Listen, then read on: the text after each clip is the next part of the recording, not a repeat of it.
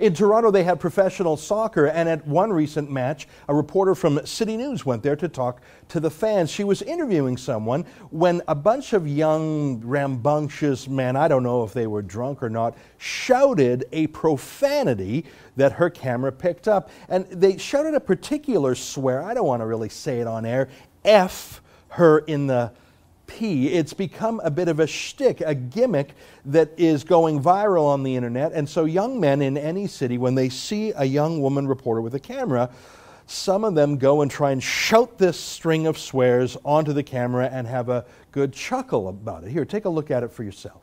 You want to 2-1 is better than... Pretty rude, pretty stupid, but then Shauna turned the tables. I mean, she had a very powerful weapon.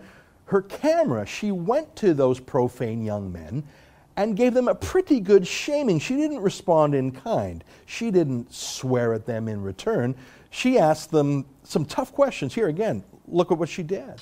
Were you guys waiting around to see if you could F her in the P me live on TV? Yes. Is that what you were waiting? Not you, but yes. You were? Seriously? Yes. Can I ask why you would want to do something like that? I feel like it's Because he's wearing the shades, quite substantial. When you talk into my microphone and say that into my camera to viewers at the station I work at, it is disrespectful and degrading to me. It's amazing. And I respect it. If your mom saw you talk like my this mom to a would die woman- laughing eventually. Now, you can't watch that without cheering. I especially like her question to that last young man, what would your mother say? I think that's a good way to get any misbehaving young man into line. What would your mother say? What would your grandmother say? And when he said, oh, she would laugh, yeah, you liar. No, she wouldn't, and you know better. Well, Shauna handled this brilliantly, and I think that it put these guys on the back foot. But this went into a viral sensation of its own, not the profanity, but her turnaround. And it was only a matter of hours before these two buffoons were identified on social media, and one of them was sacked by his employer, Hydro One. Let me say that again. He was fired for his job doing whatever electricity thing he did by day for having a swear and some stupid commentary when he was at a sports game. I have a few thoughts on this. First of all, I believe we have the right to swear, even rudely.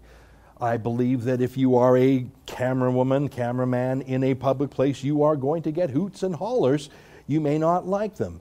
I believe it is in the right of the stadium to have a permanent ban on these young men. Property rights, they don't like that kind of swearing. It's perfectly within their rights. I believe it's within the rights of Hydro One to fire them. They are a shame. I also believe it's within the rights of this young man to sue Hydro One for wrongful dismissal. You simply can't fire someone for swearing off duty. It may embarrass you as a company, but that is not a firing offense. Get ready to pay severance pay and probably a little bit of extra because they humiliated him on the way out. Sorry, that's just how employment law works. I believe that you can be offended by young toughs swearing, especially such vile swears at women. I would never recommend it, and if any young man were to do so in my presence, I hope I would be as professional in my response as Shauna was.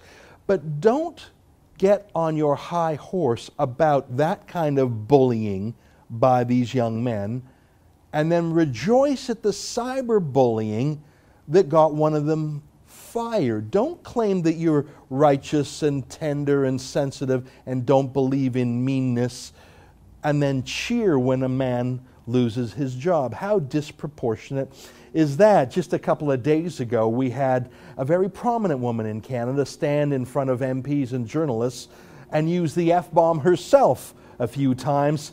She actually got a few cheers, and even after a national condemnation, Elizabeth May still holds her job. Don't conflate this verbal rudeness with violence or threats of violence. It wasn't that. And claiming this is tantamount to sexual assault merely trivializes real victims of violence. It's like crying wolf. And let me close with the darkest part of this. No, not the cyberbullying and the pitchforks and torches that got this guy sacked. I'm talking about the Kingston police force that thought they would go online and tweet 10, 20, 30 times their political opinions about how censorship is appropriate, and they might just sue or prosecute these young men, or men like them, to protect their friends in the media. Since when do police threaten to prosecute their buddies in the media? As a favor? As what? Here's a particularly odious tweet from the Kingston Police saying, "Free speech is vital, but..." Yeah, it's that but part, isn't it? For TheRebel.media, I'm Ezra Levant.